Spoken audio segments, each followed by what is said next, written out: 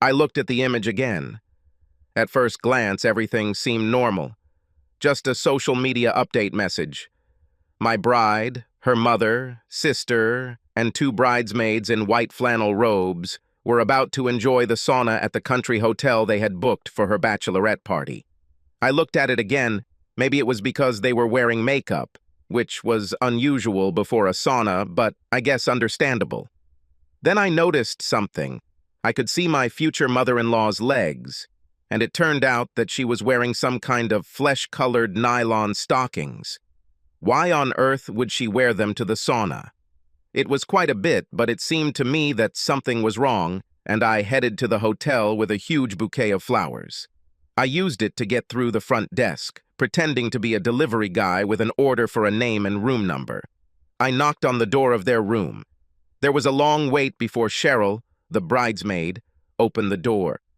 I heard music and voices inside. Not all of them were female. I lowered my voice and muttered, "Hello, delivery for the bride."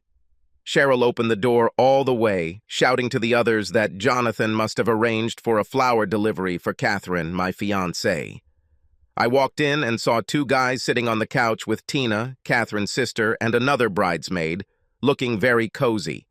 That's when Cheryl and Tina realized I was more than just a flower delivery guy.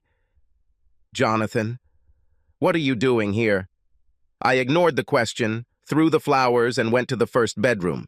There was my mother-in-law, still in nude stockings, riding a guy young enough to be her son. I quickly took a photo of them with my phone. She screamed in fright. I moved into the next room, and Tina and Cheryl followed on my heels. The sight that opened before me was terrifying. My reserved bride was being roasted on a spit. She was standing on all fours on the bed in wedding lingerie. Standing behind her was a man. Her eyes widened when she saw me. I took another photo. I ran out before any of them could regroup and try to stop me, and drove away, ignoring my phone, which was ringing off the hook with messages. Her father was furious when I said the wedding was off. He shelled out $10,000, but it didn't matter once he saw his wife's photo. The bridesmaids' husbands were equally dismayed by the news. I posted a message on the wedding website and in the email invitations, including a photo of my bride, with an explanation. This will probably get me into trouble, but I don't care anymore. Catherine and her mom finally tracked me down, and I've lost count of the number of apologies and shitty explanations I've gotten. The ex-mother-in-law was wonderful. It was her last hooray before starting married life, and she needed to get it out of her head. "It looks like you did this too before the wedding, but I see that you are still cheating on your husband after 25 years of marriage." The mother taught her daughter, I think. But she loves you. I doubt it. In any case, I think you should be concerned about something completely different. "What do you mean?" "You said?" "Of course. And Greg was throwing your things out on the lawn when I left. Apparently, a group of chickens met a group of deer. They got along, and my mother-in-law turned out to be especially popular among the younger guys. My wedding failed, and 4 other marriages were on the verge of divorce.